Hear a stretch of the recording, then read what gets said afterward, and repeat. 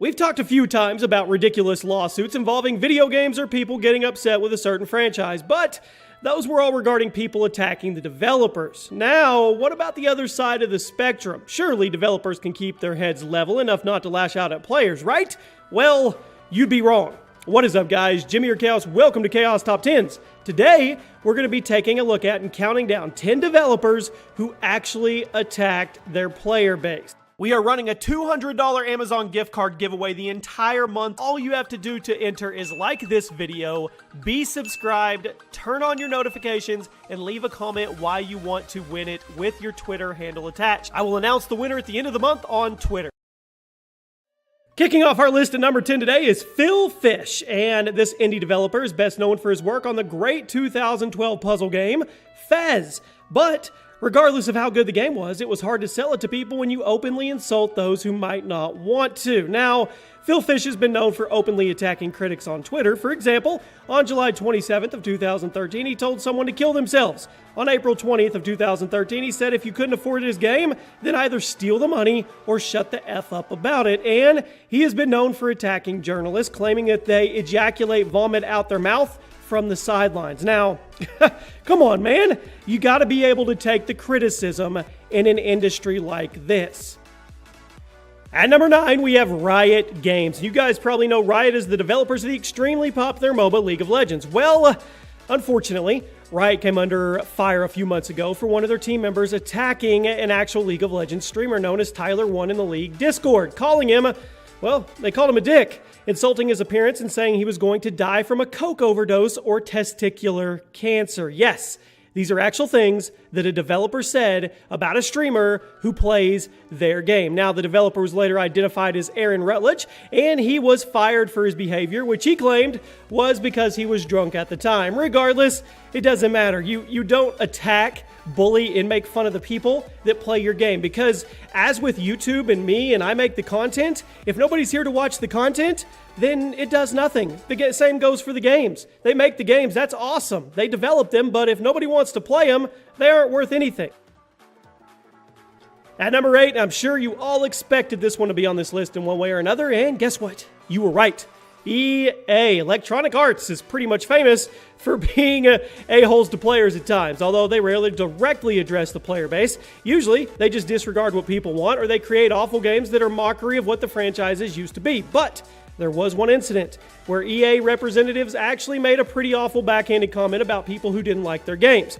Following the 2014 release of the Dungeon Keeper reboot, EA faced a ton of backlash, which trust me, they're used to, for how aggressive the microtransactions were, essentially charging the player for every possible thing they want from the game. And the fans were furious at the fact that this is what EA did to reboot such a classic game. I mean, it was a beloved series. Dungeon Keeper, everybody loved.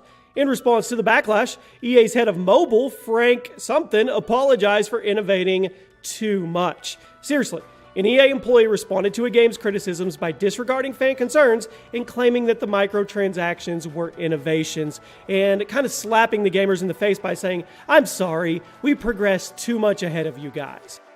Okay, at number 7, we have Teyon. They made Rambo the video game. If that's not an attack, I don't know what is.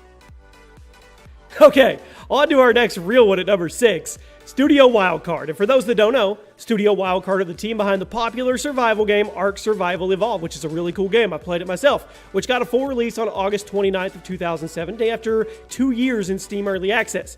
The game has had a bit of a rocky history, with fans getting pretty upset at the way certain DLC and expansions were handled, especially when making the transition from Early Access to full release. In September of 2016, a player wrote a lengthy statement in the Ark Discord server going into detail about what they thought was wrong with the new expansion and how he and many other gamers were disappointed. However, a Studio Wildcard employee wasn't happy with the criticisms and went on the attack, responding with a lengthy post of their own, dissecting the original post and generally just insulting and belittling the original poster, calling them too cheap for not wanting to pay for the expansion. Definitely not a very good way to win new people's hearts over when it comes to your early access game, when you say people are too cheap to buy your product. That's wrong on so many levels. Cracking into the top 5, we have Blizzard. Blizzard used to be known as one of the most loved and community-driven companies out there, but They took a bit of a nosedive in recent years, especially regarding World of Warcraft and the fan demands for legacy servers. For those that don't play WoW, the game was changed a whole lot. Whether or not you enjoy the new WoW is totally up to you, but when the game changes so much, it presents a bit of a problem since it's an MMO, and once the old version of the game is gone, it's pretty much gone forever. Well, to help with this issue, there were groups of people who hosted legacy servers, which were private servers on old versions of the game so people could still enjoy the vanilla.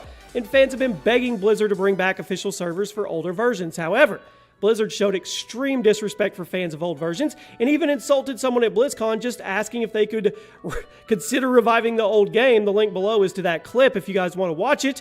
Thankfully, they recently changed their ways and announced they'd be bringing back legacy servers in the future for those that missed the classic WoW. And actually, I'm going to play that clip for you right now. Have you ever thought about adding servers for previous expansions as they were then? No. And by the way, you don't want to do that either. You think you do, but you don't. At number 4, we have a double dose of EA. You knew it was probably going to happen on a list with a topic like this. This next incident of EA's buffoonery, as I call it, comes from the build-up to the 2017 Star Wars Battlefront 2. And as I'm sure all of you remember, it was just a couple months ago, there was a lot of worry surrounding Battlefront 2 leading up to the release due to the inclusion of game-changing, innovating microtransactions. Now, when you're a community manager for the company, it's your job to make sure that your fans are excited and not worried about your game, right? Well, not exactly according to EA. On November 12, 2017, just 5 days before the game's launch, EA's community manager, Matt Everett, took to Twitter to start, and, well, he got a little upset, okay, with concerns about the game, and he called them armchair developers and suggested that the fans didn't actually know what they wanted from the game. Now, he quickly deleted the tweets and apologized for it, but not before they were screenshotted and spread across the internet. Further frustrating fans of the Battlefront series is their concerns were just, in a way, being laughed at by EA according to them. And then we got Battlefront 2, and you guys know what happened after that. At number 3, we have Dota 2 IMBA. And it's a Dota 2 modding team, okay? They got a lot of negative attention back in 2016 for their extremely unprofessional handling of a new mod in the game called IMBA, whatever, which was a custom match that could be played in a variety of different ways. During the early days of IMBA is what I'm going to call it, a player named Bomby made a Reddit post criticizing the balancing, and the makers of the mod fired back at him in full force. Not only did they start throwing insults at him on that subreddit, but they made Hi Bomby FU the top of the page. Then, at the top of that, they issued an update to the mod that banned him from ever playing their mod again. All because he simply criticized the balancing. That's one thing a lot of developers miss. If the people are taking the time to criticize, they care about your product. They want it to be better. At number 2, we have Digital Homicide.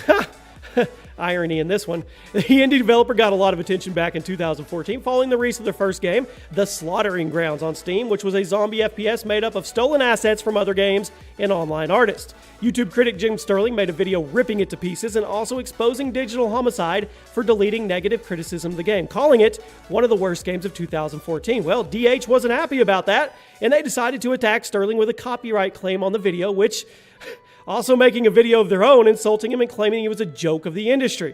The battle between the two continued all the way to 2016 when James Romine of Digital Homicide personally filed suit against Sterling for attacking, assaulting, and slander, demanding that he pay $15 million. The lawsuit was later thrown out due to how ridiculous it was, and Romine claimed that he was destroyed because of it.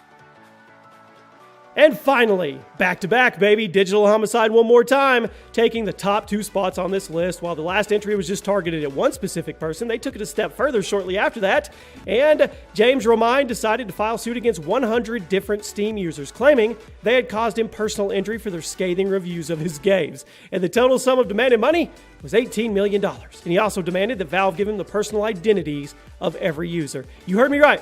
An indie developer was so upset that people gave him bad reviews that he demanded $18 million in the players' true identities. Needless to say, Valve was furious about this. They decided to completely cut ties with Digital Homicide. On September 12th of 2016, every Digital Homicide game and DLC pack was removed from Steam, and they banned them from ever coming back. Good riddance.